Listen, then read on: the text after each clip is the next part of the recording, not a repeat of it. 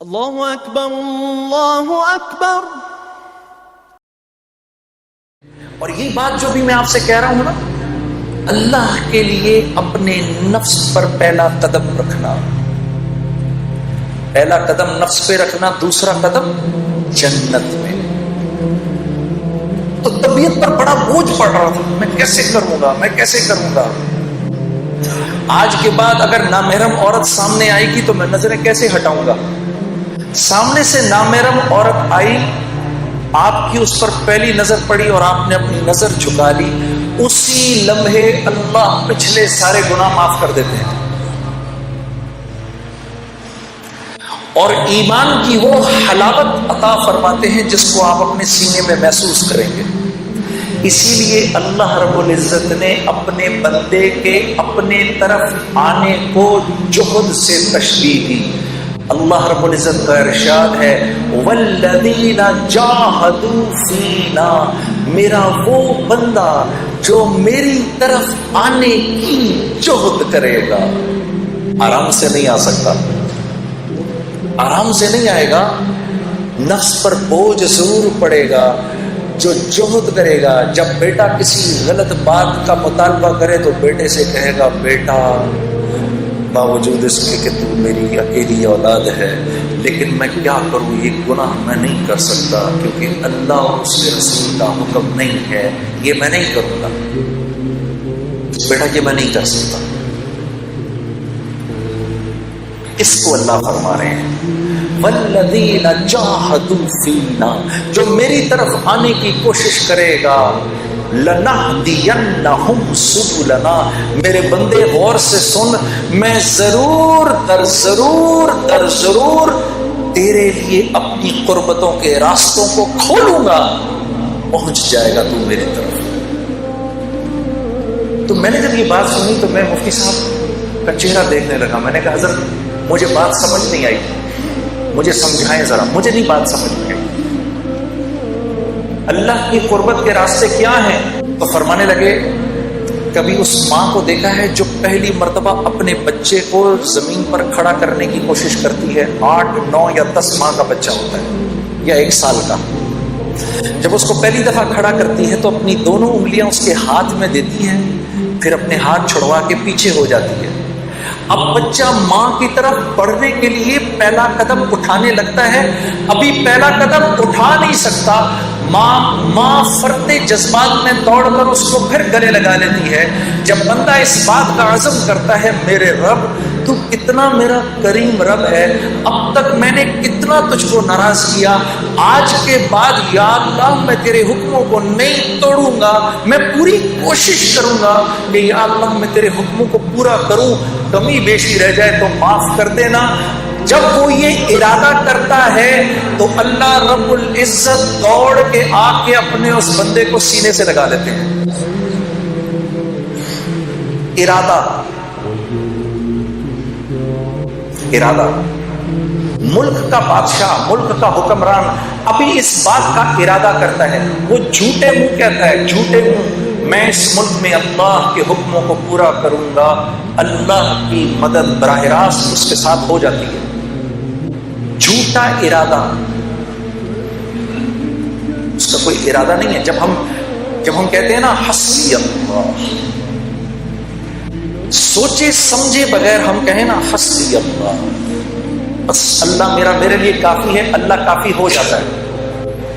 حسبی اللہ لا الہ الا هو علیہ توکلت وہو رب العرش العظیم۔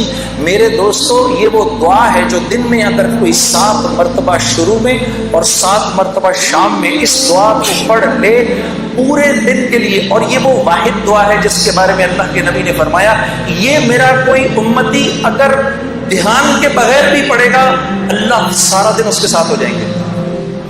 حسبی اللہ، میرا اللہ میرے ساتھ ہے۔ کبھی اکیلے میں بیٹھنا، اللہ سے اپنے گناہوں کی معافی مانگ کے پھر تھوڑی دیر میں دل کو ایک تسکین ہوگی، 2 آنسو نکلیں گے، سمجھ جانا اللہ نے خوش ہو کے معاف کر دیا۔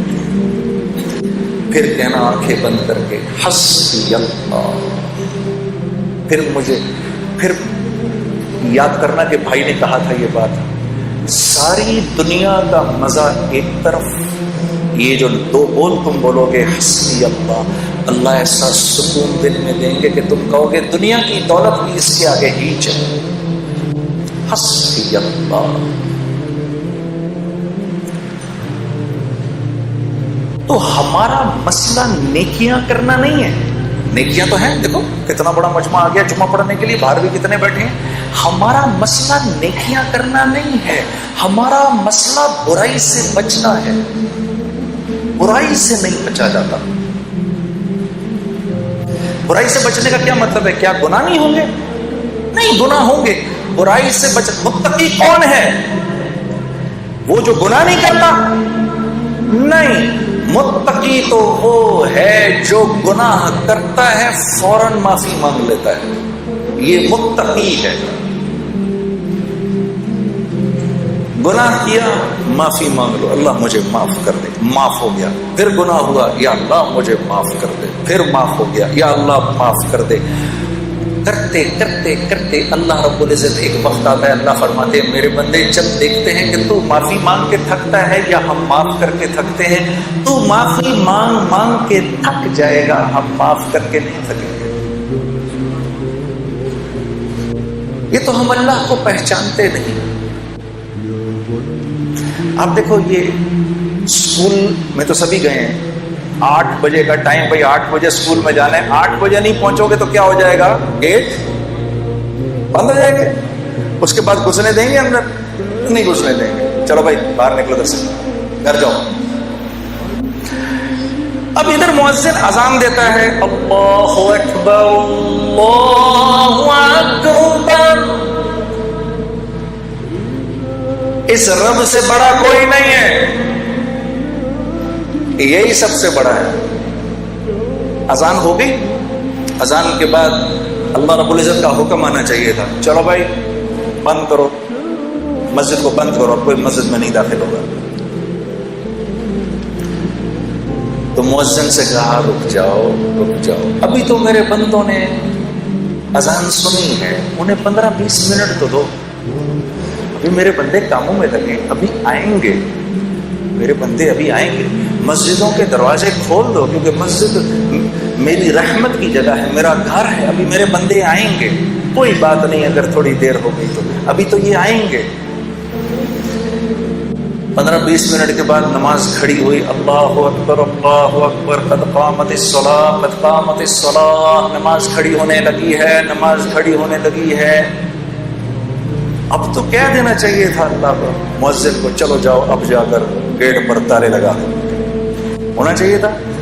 بھائی سمجھ میں آنے والی بات ہے نا. 8 بجے اسکول بند ہو گیا، اب نہیں آ سکتا کوئی اندر، تو اللہ کو بھی تو، اللہ تو اسکول سے بڑا ہی ہے.